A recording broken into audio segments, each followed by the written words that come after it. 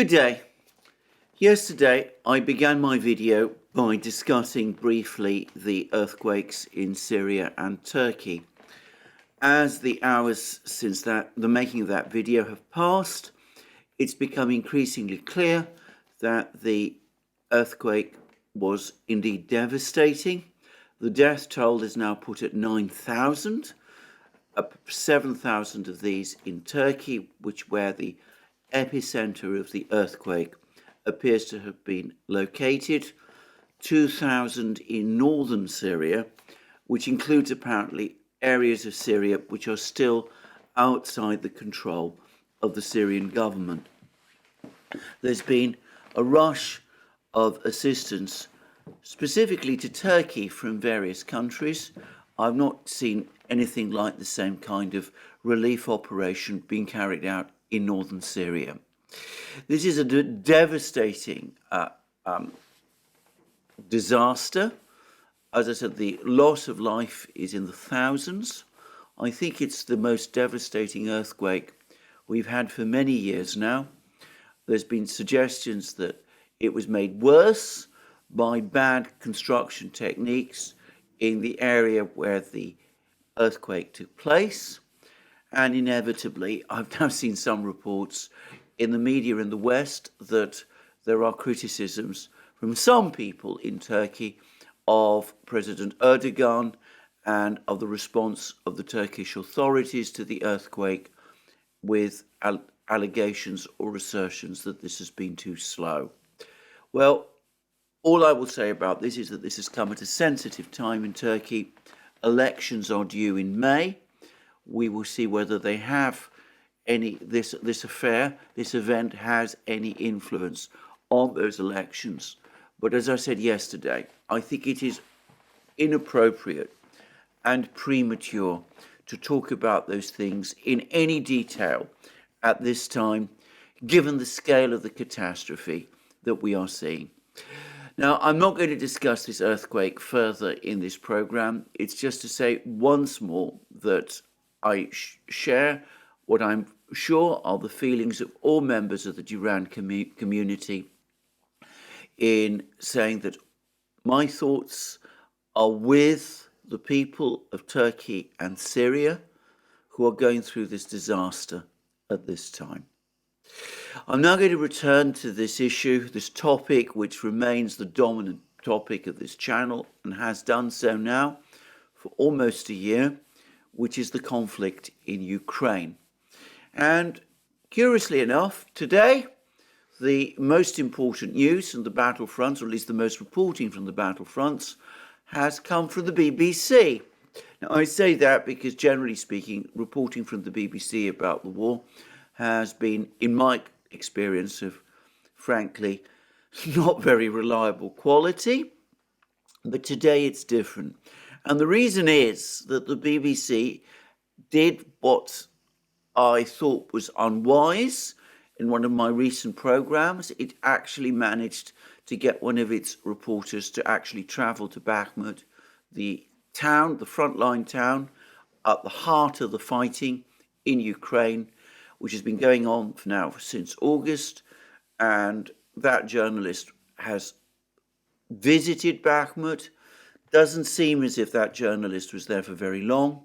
But anyway, the result of that is that we actually have a BBC report directly from the fighting in Bakhmut. And it's pretty bleak. It says that Ukraine war borrowed time for Bakhmut as Russians close in. And then the article is by Ola Gurin, who is a veteran BBC journalist and reporter. I haven't seen the film of this report, so I'm not absolutely sure whether it is Ola Gurin herself who visited Bakhmut, but some reports that I've seen suggest that it was, and that she's actually supplemented this report by giving interviews on the BBC. And before I proceed further, I would like to take this opportunity to thank the individual who emailed me both a link to this article on the BBC website and the article setting out Ola Gurin's account of the visit to Bakhmut, but also, and more specifically, information about further coverage based on this report, which has appeared on the BBC. Anyway, I'm not going to read the article. It doesn't, in my opinion, say very much that is new. It talks about the fighting being tough emotionally and physically. It has the usual reports from Ukrainian soldiers. Actually, I notice not regular army soldiers, but 2 Ukrainian National Guards soldiers. I remember the same thing happening during the fighting in Severodonetsk and Lysychansk, that when Western journalists visited those 2 towns at the time when the Russians were in the process of capturing them, they had interviews. They conducted interviews with Ukrainian soldiers who were defending those towns. And interestingly, they were not from the regular Ukrainian army.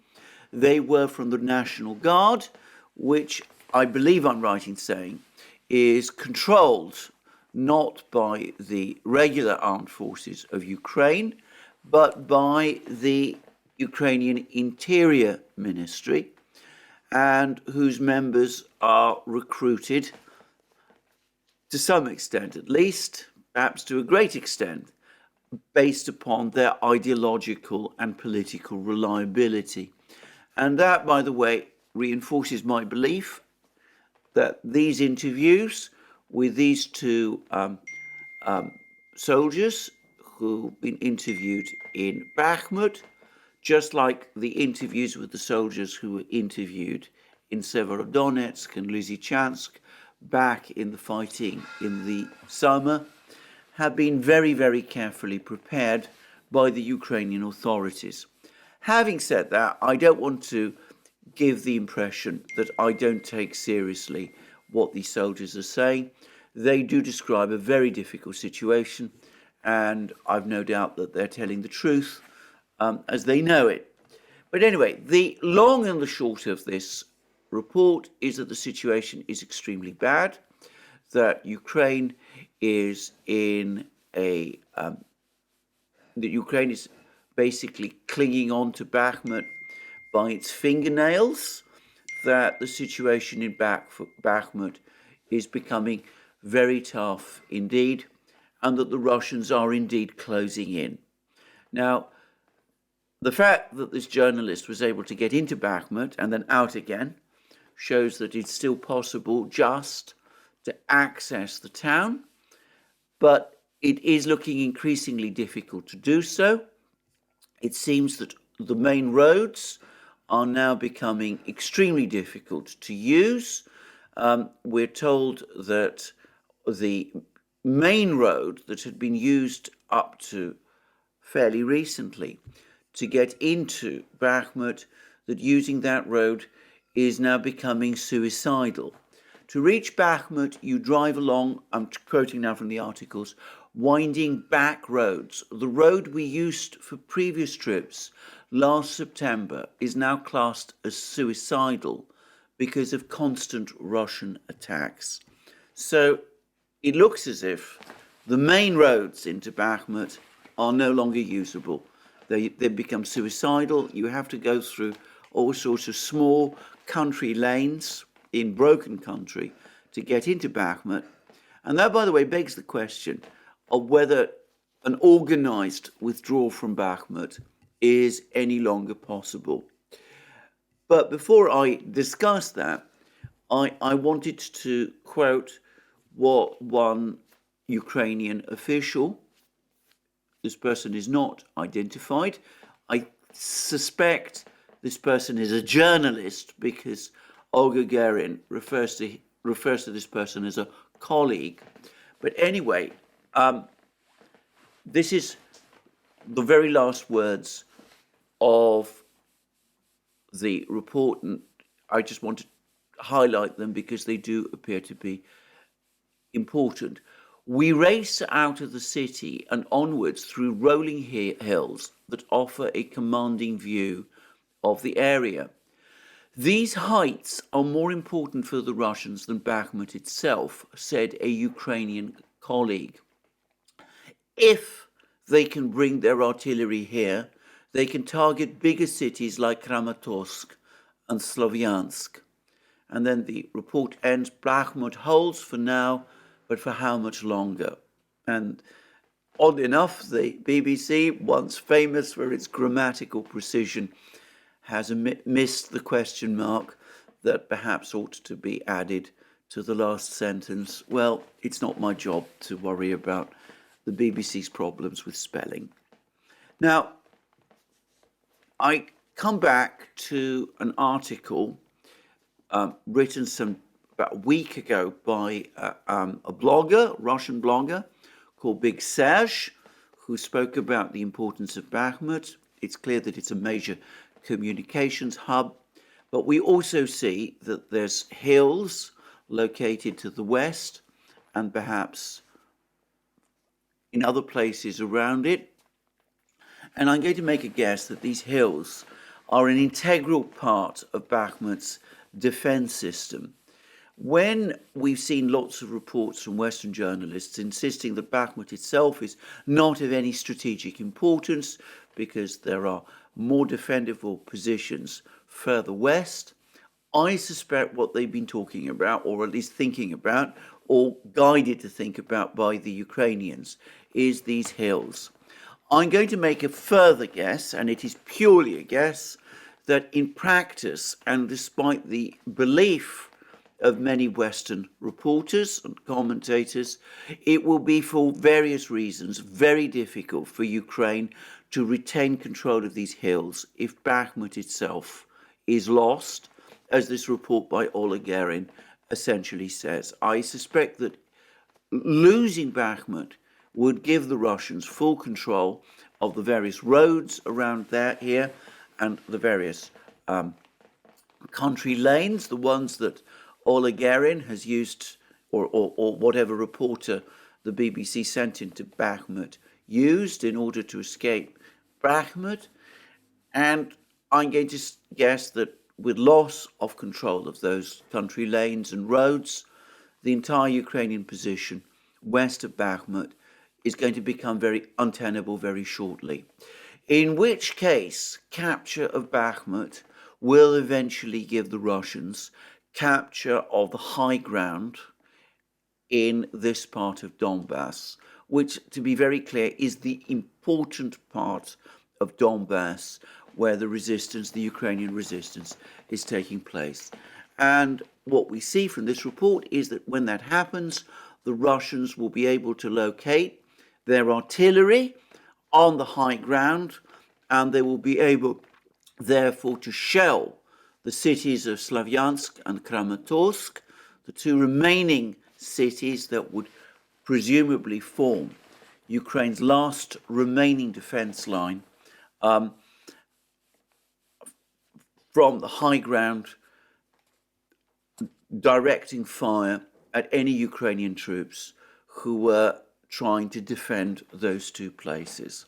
And I have to say that this again reminds me of what happened when Popasnaya was captured by the Russians in the fighting in the summer in Lugansk region. Popasnaya was, a bit like Bakhmut, a heavily fortified Ukrainian location. It was a small town, much smaller than Bakhmut, but the Ukrainians had gone to great lengths to fortify it.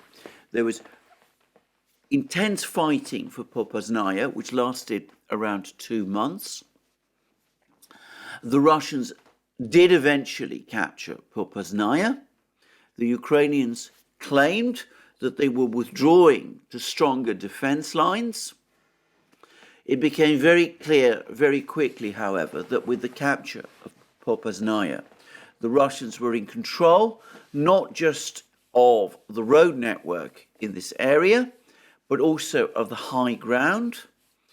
And that led to the rapid collapse over the next few weeks of the entire Ukrainian defense position in Lugansk region and the fall of Severodonetsk and Lysychansk. And I've long sensed that Bakhmut might be, in some respects, similar in its significance to Popasnaya for this part of the fighting in Donbass. And I have to say this report by Olga Garin for the BBC rather reinforces that view. Now, whether I'm right or whether I'm wrong about this, we will wait. We'll have to wait and see. So that's the report that we're getting about the fighting in Bakhmut, and it comes from the BBC.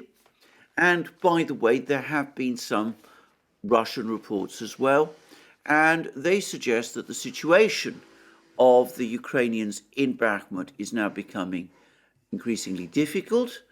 And there's been, in particular, a very interesting report from TASS about the scale of the forces in Bakhmut, and it comes from an official of the Lugansk People's Republic.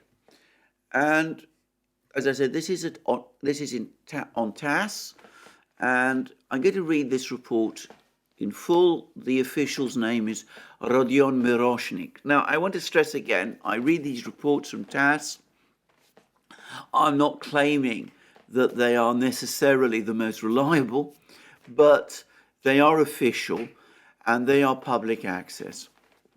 And TASS reports Miroshnik as saying the following: we have been advancing at least in the north of the Lugansk People's Republic, and we are taking all the high ground, which simply gives us a better opportunity to advance. Notice again the reference to the high ground.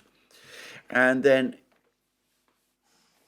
perhaps to make clear what Miroshnik is talking about, TASS then says the following: commenting on the developments in Artyomsk. Artyomsk, of course, is Bakhmut. That's the Russian name for Bakhmut. As I've discussed many times, I will continue to refer to it as Bakhmut. Miroshnik said that Ukraine's armed forces may well leave a group of up to 10,000 servicemen in the city. That is, Ukraine will either pull its units out of Artyomsk, Bakhmut in other words, or they will be left inside the cauldron to be disposed of as the ring around the city closes. So here we have another reference, this time from a Donbass official or former official, about the Russians being in the process of capturing the high ground. And I should say that the Bakhmut is located in Donetsk region. The Russians seem to regard it as influencing the entire shape of the battle in the northern areas of Donbass, including, of course, northern Lugansk region. So we see Miroshnik talking about the Russians gaining control of the high ground, and he puts the number of Ukrainian troops currently in Bakhmut at 10,000, and says that unless these troops are withdrawn immediately, they are at very high risk. In fact, not at high risk, they are certain before long to be trapped inside a cauldron.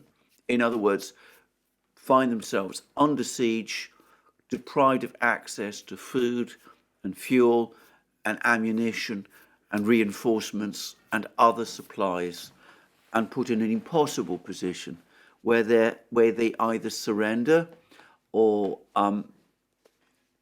fight to the last, which is, by the way, a position a commander should always try to avoid leaving his troops in. But that's another story.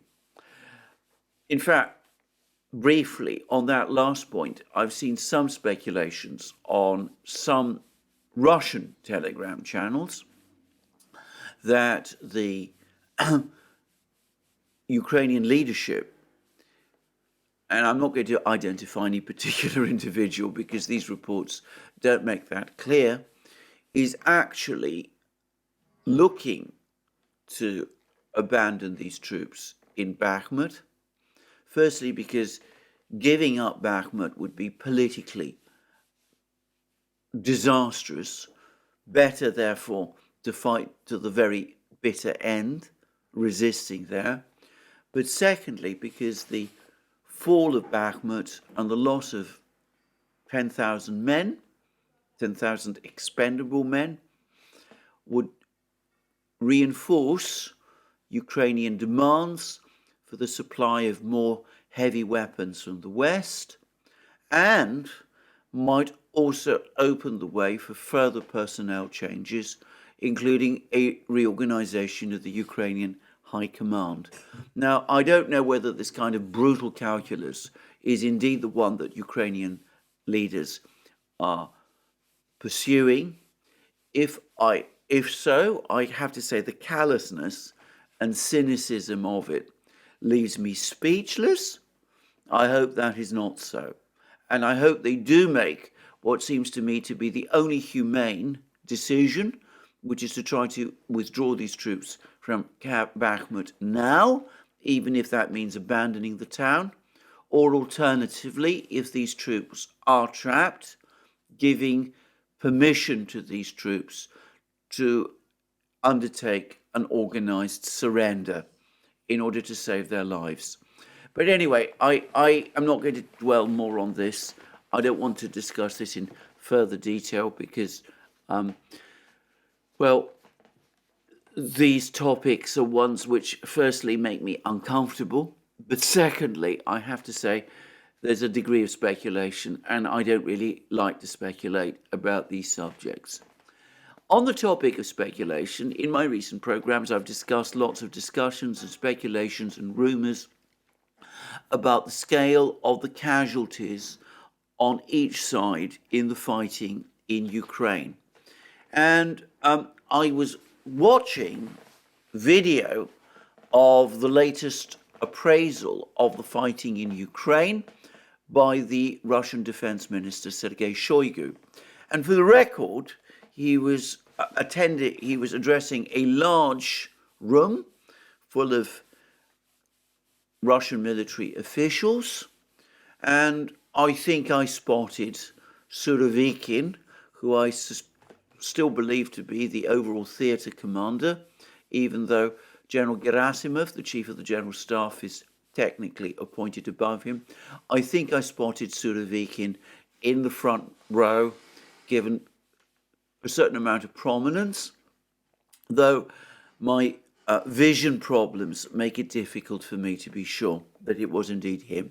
But anyway, putting all that aside, Shoigu gave figures for the casualties he says Ukrainians suffered over the course of January. And he gave a figure of 6,500 Ukrainian soldiers who were lost. As always, it's never quite clear what he means by that, but subsequent reports from the Russian Ministry of Defense make it clear that he was talking about soldiers killed. So 6,500 soldiers killed in January, and the great majority of these, I am sure, have died in the fighting in Bakhmut. Now that, on the one hand, does show the scale of the fighting. The 6,500 Ukrainian soldiers killed, according to the Russians, in 1 month. But I also have to say that it does stand as a corrective to some of the fantastic figures that we've been seeing quoted by others. We're not talking about tens of thousands of people dying every month.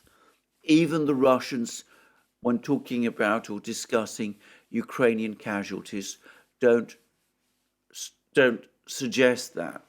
And as I said yesterday in my previous video, the claim that 40,000 out of 50,000 Wagner operatives fighting in Bakhmut have been killed is frankly someone's fantasy, and a very ugly fantasy at that.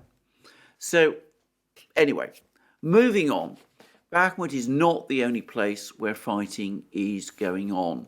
And there's been very contradictory reports about what's going on in the northern part of Donbass and in Kharkiv region. First of all, there's been some reports that the Ukrainians are now starting to pull out some of their troops at least and their civilian administration from Kupiansk. Kupiansk, this town in Kharkiv region on the Oskol River, which was the unofficial Russian capital of the Russian-administered areas of Kharkiv region up to Ukraine's successful counteroffensive of September, which the Ukrainians then recaptured, but which the Russians, according to many reports, are pushing towards. And we've now had a report from TASS, Ukrainian troops, occupation authorities leaving Kupiansk, Russian defense circles. And the report reads as follows. Ukrainian troops are leaving the outskirts of Kupiansk in the Kharkiv region, together with the Kiev-controlled local administration, a representative of Russian defense circles told TASS on Wednesday. And this official, who is identified, he's not identified actually, he's an anonymous official, then goes on to say that accomplices of the Kiev regime, he uses a stronger language, but I'm not going to repeat it, are evacuating together with their families from Kupiansk to Kharkiv. The occupation administration and other services are taking away office documents and archives.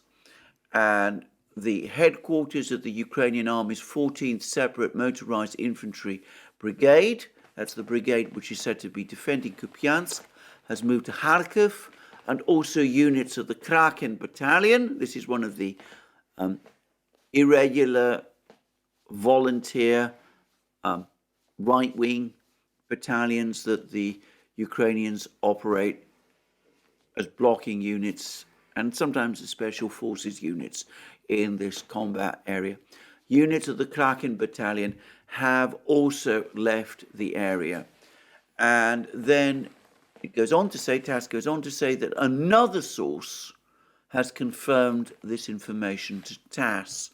And so these are anonymous sources. One should always be very careful about anonymous sources, but there's appeared to be two of them telling TASS that the Ukrainians are starting some kind of pullout from Kupiansk. But then TASS goes on to say that the first deputy head of the Kupiansk district administration, and this is a Ukrainian official, Andrei Kanashevich, has denied these reports, and he has said that they're an information attack. Now, I consider this report from TASS extremely unreliable. It could very well be the case that, just as this Ukrainian official is saying, it's the Russians spreading rumors about a Ukrainian retreat from Kupiansk in order to encourage panic amongst the Ukrainians, to get the Ukrainian forces to lose heart and give up their defense of Kupiansk. But then again, it may be true, and it does seem as if the Russians are indeed pressing closer towards Kupiansk. And yesterday and early this morning, I saw more reports from various informal channels, but, reliable informal channels, Slavyangrad being one of them, all are suggesting that the Russians are capturing more villages and settlements as they edge ever closer to Kupiansk itself. So it does look as if the Russians might actually have Kupiansk in their sights. That at least seems to be the impression that they want to give. Anyway, there's also, however, a report which appears flatly to contradict all of these claims of Russian progress in the Kupiansk, Kharkiv region, and it comes from Leonid Pashechnik, who is a very senior official. He is the acting head of the government of the Lugansk People's Republic, and he said that Ukraine is accumulating reserves on the border between Kharkiv and Lugansk and appears to be preparing for a counterattack. And he said, to our greatest regret, the enemy is accumulating enough forces and reserves there in order to counterattack and to return the lost territories. So you have one Russian official publicly saying that the Ukrainians are preparing a counterattack, and you have two Russian officials telling TASS anonymously that the Ukrainians are actually pulling out of Kupiansk. Which do you believe? I'm going to say, generally, I prefer to follow what officials who talk on the record say, in preference to those who give us anonymous reports. But in this instance, it seems to me that there is such an accumulation of reports from so many diverse sources that it is the Russians who are advancing in this area and the Ukrainians who are under stress and pulling back, that for once I'm going to go with the anonymous officials. And I think that even if it is an exaggeration or perhaps outright disinformation that the Ukrainians are pulling out of Kupiansk, it is nonetheless the Russians who do indeed have the initiative in this area. Anyway, that's one set of reports that we've got from TASS. There were other reports, this from Vuhledar, this town in the south of Donetsk region. These don't come from TASS. These come again from unofficial Russian sources, Russian telegram channels. They all speak about Ukraine attempting to launch some kind of counterattack in Vuhledar, and the reports say that the counterattack was repelled. The reports are extremely sketchy, and I'm not going to spend more time discussing them. I don't know how reliable they are, and I can't really speak in any way to their truth. But anyway, that seems to me the overall situation on the battlefields as of the present time. We have a series of reports, as I said, which give us an indication that things are not going well for Ukraine in Donbass, specifically in Bakhmut.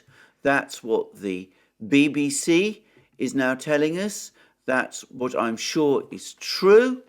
And we've now had an accumulation of reports that the situation certainly in the northern part, the area of Donetsk, the area of Kharkiv region, the Ukrainians are under pressure there as well. Now, all of this has come together with a very interesting report indeed, this time from the New York Times. And it also refers to an exhausted Ukrainian army. And the New York Times, which cannot be accused of failing to take a pro-Ukrainian position in its coverage of the war, quite the contrary, says that the title reads, "Outnumbered and worn out, Ukrainians in East brace for Russian assault." And I'm not going to discuss this article in detail. You could read it out, it's behind a paywall. But I will read some sections of it. Exhausted Ukrainian troops, notice that they're exhausted, complain they are already outnumbered and outgunned, even before Russia has committed the bulk of its roughly 200,000 newly mobilized soldiers. And doctors at hospitals speak of mounting losses as they struggle to care for fighters with gruesome injuries. And we then go on to read that the first stages of the Russian offensive have already begun. Ukrainian troops say Bakhmut, an eastern Ukrainian city that Russian forces have been trying to seize since the summer, is likely to fall soon. And elsewhere, Russian forces are advancing in small groups and probing the front lines looking for Ukrainian weaknesses. And that probably refers to the fighting in the Svatovo, Kremenaya, Kupiansk area in the north, in Zaporozhye region, which discussed in earlier videos, and around Vuhledar. And the article then goes on to say, the efforts are already straining Ukraine's military, which is worn out by nearly 12 months of heavy fighting. Losses among Ukrainian forces have been severe. Troops in a volunteer contingent called the Carpathian Sich, positioned near Nevsky, said that some 30 fighters from the group had died in recent weeks, and soldiers said only partly in jest, that just about everyone has a concussion.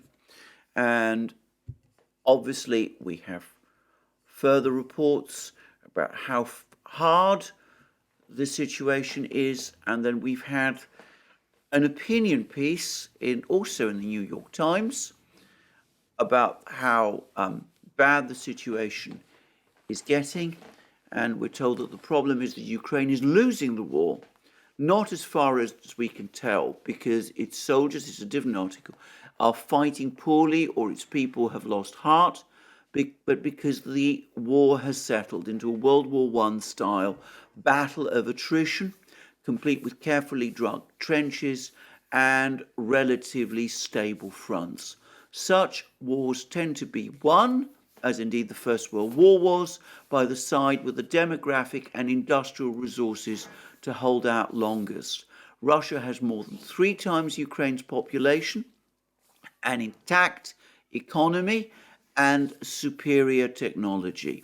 At the same time, Russia has its own problems, and then it talked about, until recently, a shortage of soldiers and vulnerability of its arms depots to missile strikes and the rest. But of course, we know that those problems are in the process of being solved, and the Ukrainians are telling us that they're now waiting.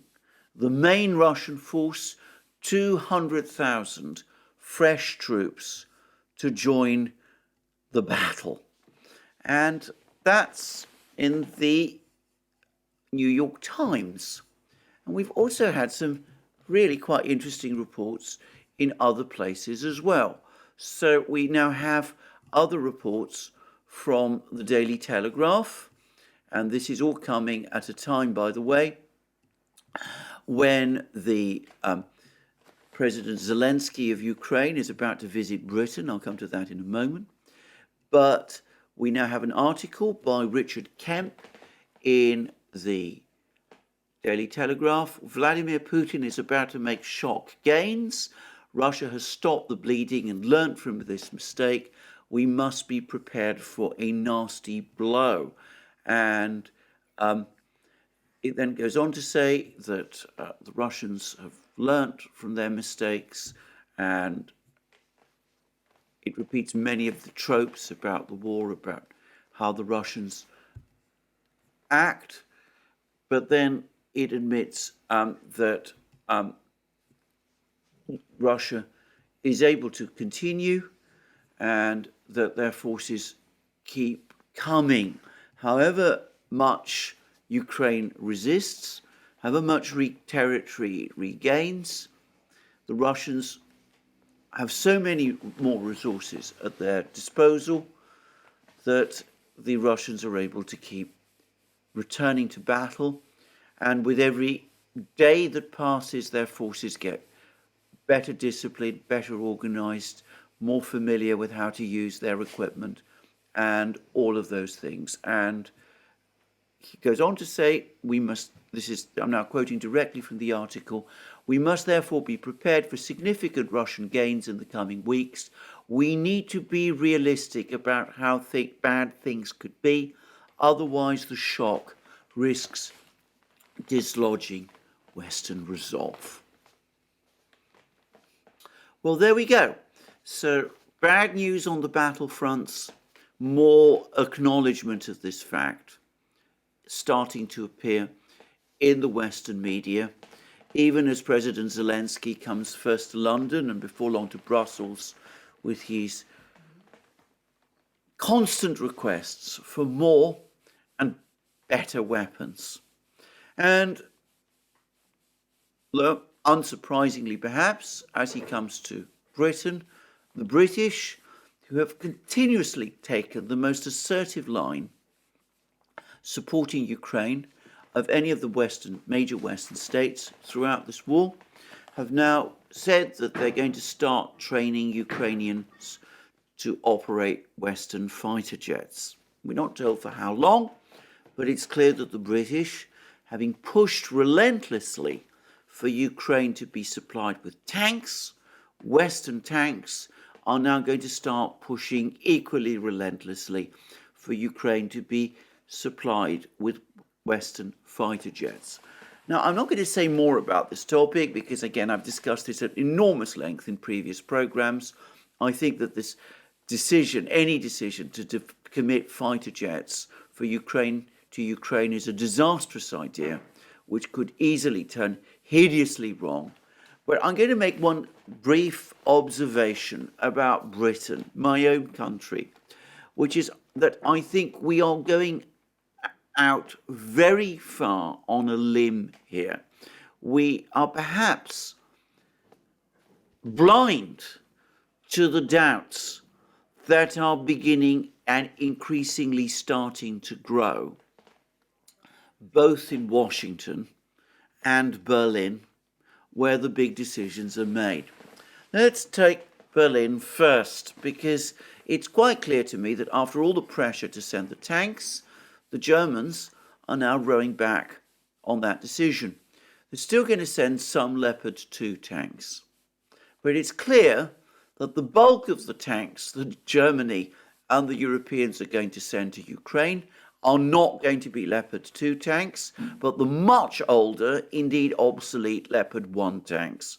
And so far, we've had commitments of no more than a couple of dozen Leopard 2s, perhaps 40 in total, whereas there's reports now that up to 180 Leopard 1 tanks are going to be sent.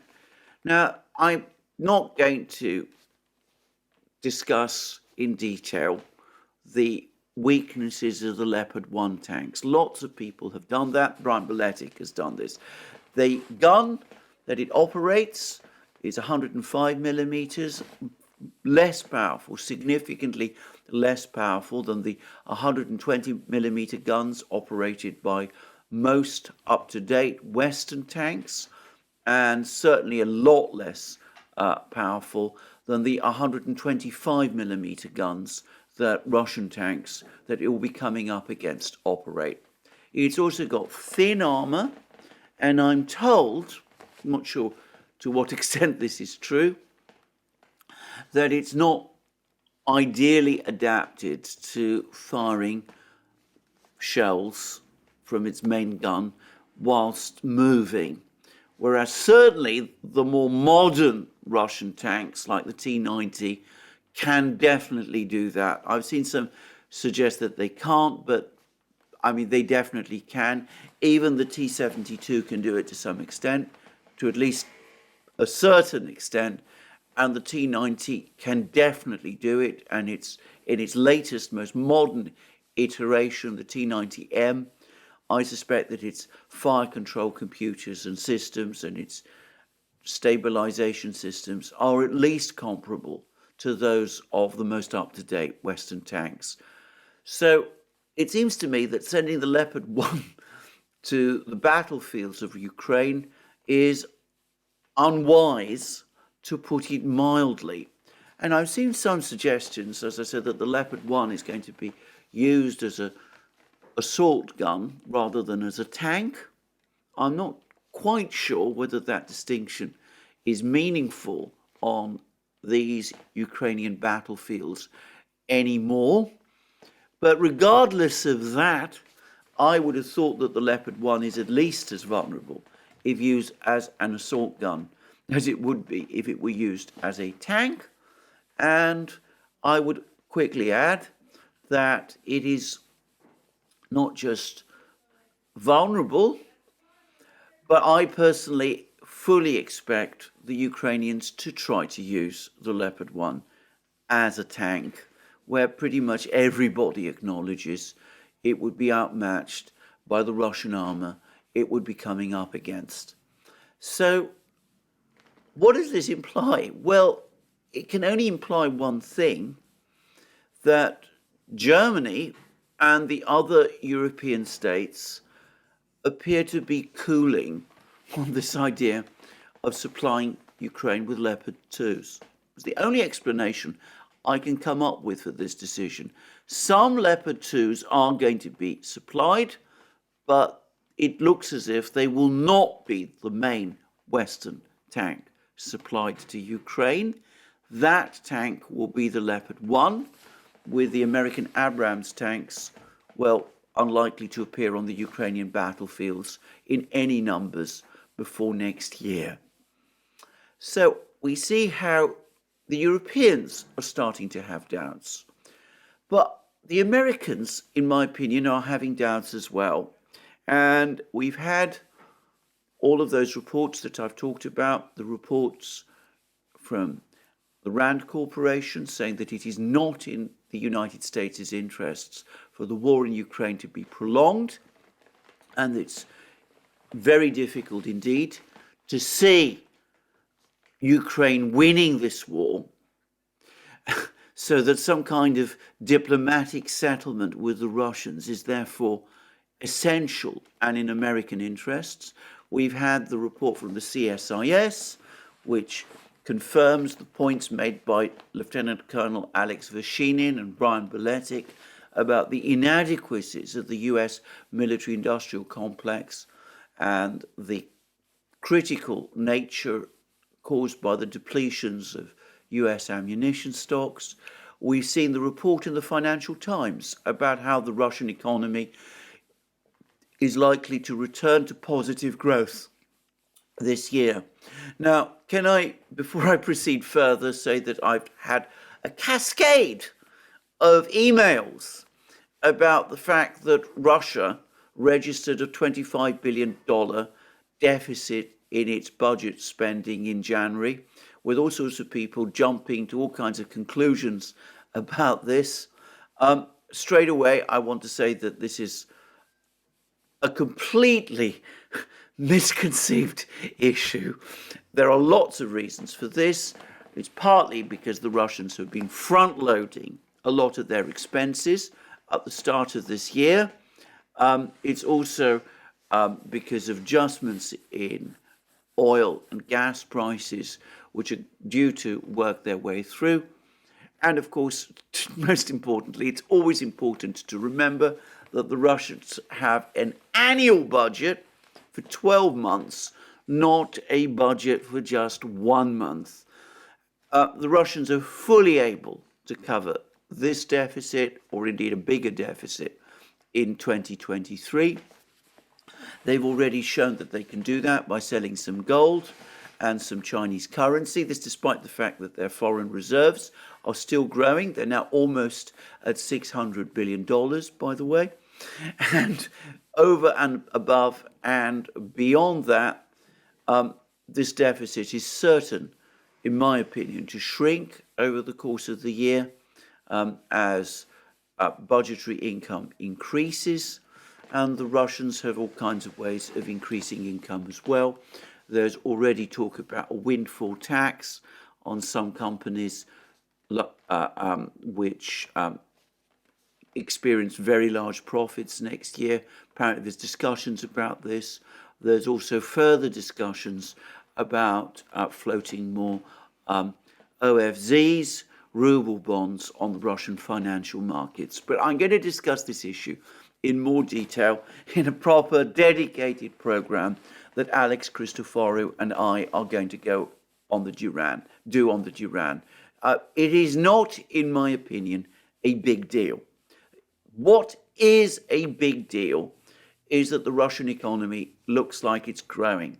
And moreover, there's been several comments now by Russian officials, including Igor Belousov, who is the official in overall charge of the Russian economy, which show growing optimism and growing belief that these IMF projections of a growth, Russia achieving growth next year, or rather this year, could very well be true. So that's the accumulation of reports. No crisis in the Russian economy, certainly no collapse there. Rand Corporation saying we've got to get out of this war. A prolonged war is contrary to the interests of the United States. And the CSIS coming forward and saying our weapons supplies are being depleted and our arms industry can't keep up. And by the way, there's also been an article in the Financial Times which says exactly the same thing about European armaments producers. They simply cannot keep up with Ukraine's demands for more and more shells. So we see this accumulation of reports starting to appear in the United States.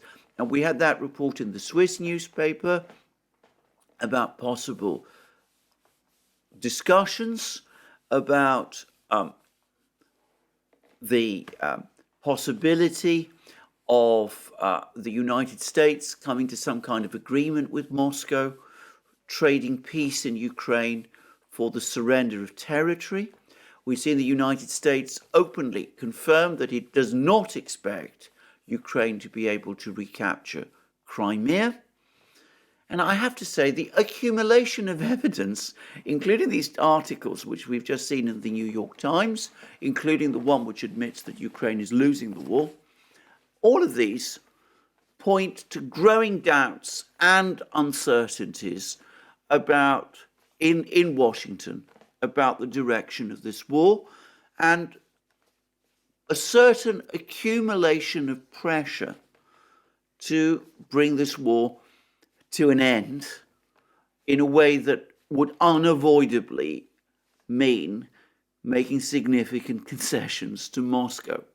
Now, I am not predicting that that is what is going to happen, but it does seem to me a real possibility, and the evidence is accumulating that there are people in Berlin and Washington who are starting to counsel that very thing. In which case, Britain, by taking this extreme position of backing Ukraine in the way that it is, hosting Zelensky, giving him tanks, 14 Challenger 2 tanks, stripping the British Army bare to the point where it's no longer even considered a first-tier force by the Americans, in order to do that, orchestrating relentless media campaigns on Ukraine's behalf. Britain is at very serious risk if some kind of deal is done between Washington and Moscow, or worse still, if there's a military debacle in Ukraine. London faces the real risk that it will be left hanging out to dry. It will be put in a position where it has committed itself, overcommitted itself to a cause which is either lost or where its purported allies, the United States and the Germans, will end up taking a different line from the British, leaving the British looking isolated and possibly foolish. Now, I think that's extremely unwise, and I think that if only for that reason, there's a host of other reasons as well, if only for that reason, I think some more circumspection by the British about what they're doing in Ukraine is absolutely in order. There's absolutely no sign of it at the moment, and I have to say that I'm getting increasingly the sense that the British, perhaps sensing that there are these accumulated doubts starting to appear in Washington and Berlin, what that's causing them to do is not rethink their strategy, but double down, push tank deliveries towards Ukraine, nail down or try to nail down prospects for delivering fighter jets, extremely unwise though that is, in a hope that by Britain committing itself to this extreme, that will oblige other Western partners, as the British like to say, in other words, the Americans and the Germans, to do the same. I will say straight away that if that is the calculation, I have no doubt that it is mistaken and wrong, and I would strongly advise against pushing it. Now, of course, I say all of this. I want to stress again, I have no influence of any sort in London. I don't know whether anyone of any significance listens to my programs. Probably, perhaps so, but I doubt that they pay very much attention to what I say. But nonetheless, as somebody who is British, I think it is my duty to say these things. And, well, anyway, for what it's worth, I'm saying it. Now, that now brings me to the other big news story of today. And it's just come out just shortly before I started making this video. And it is possibly a huge story, but perhaps not. Seymour Hersh, one of the greatest investigative journalists in the world, the man who exposed what happened at My Lai, a person with a long history of contacts within the US military and intelligence community, who's given us large numbers of exposés of all kinds of things that have been happening behind the scenes. Well, Seymour Hersh has published a gigantic article, you can find it on his Substack channel, in which he not only says that it was the United States that carried out the attack on the Nord Stream pipelines, but he's provided a very detailed account, incredibly detailed account, of how it was done. And Seymour Hersh says that the United States, the country that assisted the United States in carrying out this attack, was Norway. And again, he's provided an enormous amount of detail as to how it was that the Norwegians went about helping the United States and the role they played. And, well, I'm going to provide a link. You can read it all there. It's absolutely fascinating. It reads at times like, I have to say, a thriller. It identifies, most importantly, the key US officials who came up with this plan. And before it also speaks about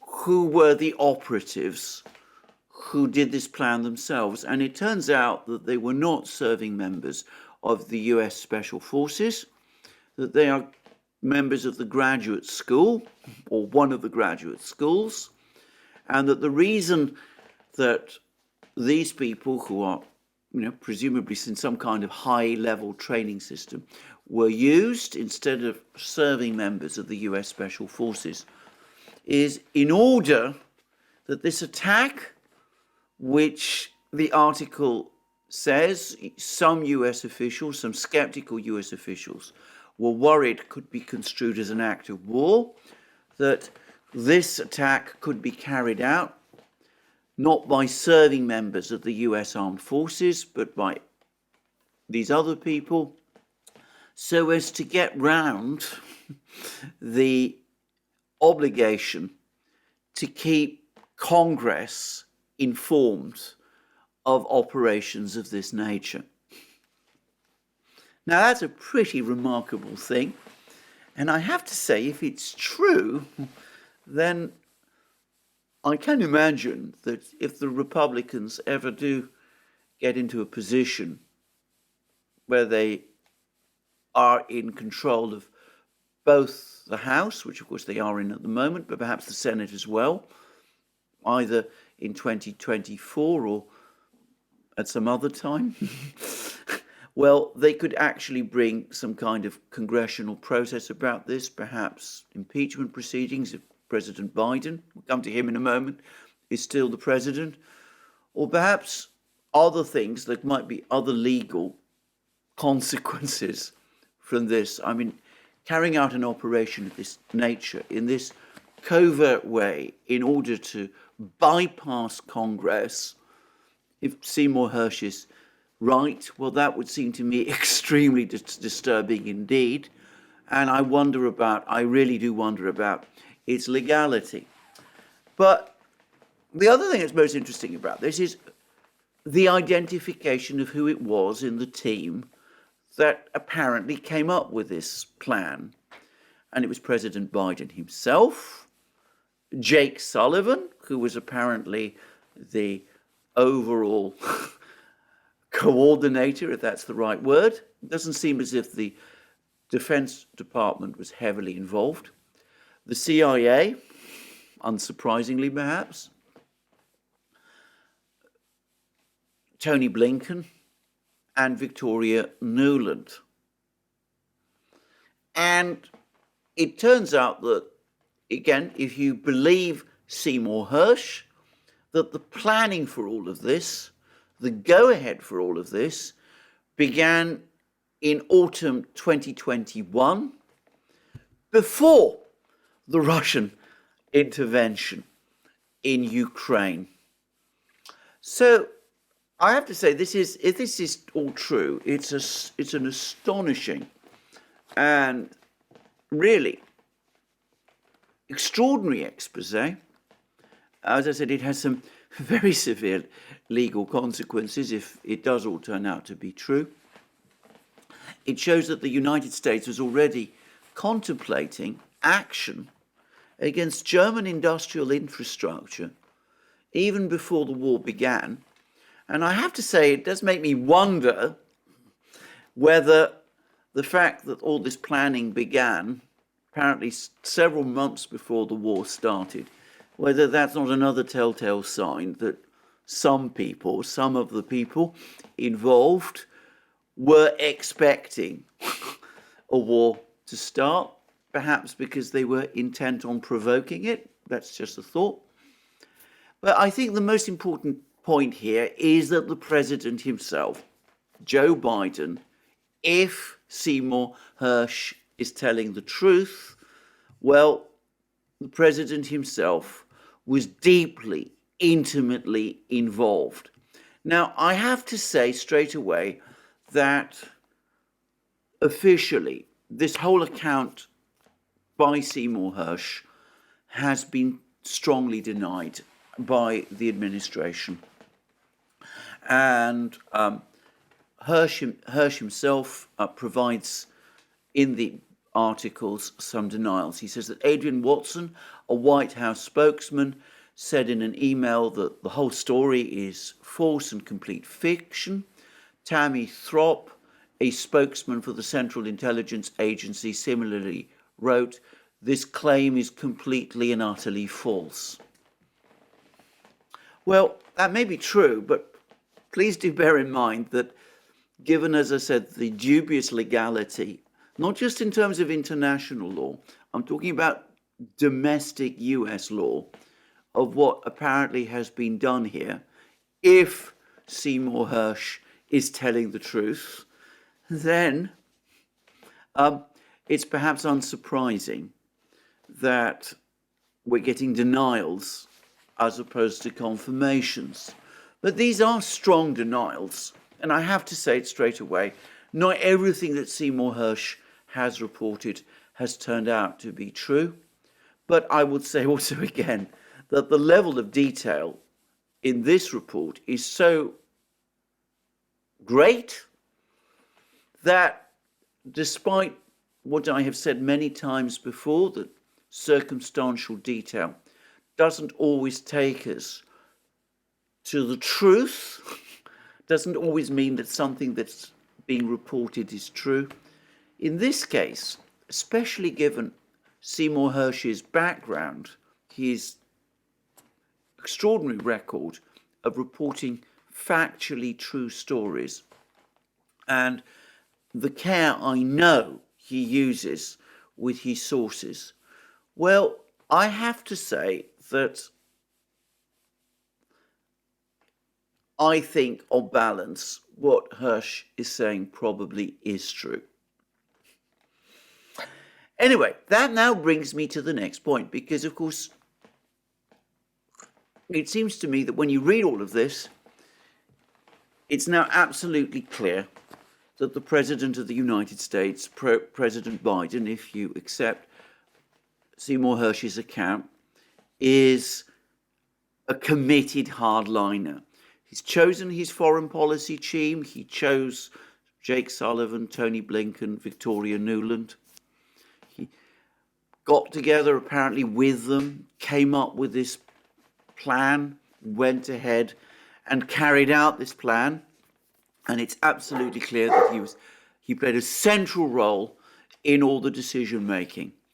And the fact that he is indeed the person who I think is driving all of these decisions is perhaps also confirmed by the State of the Union address. Now, that doesn't say very much about Ukraine, actually. It's nearly all of it a long discussion of domestic programs, the president's domestic programs.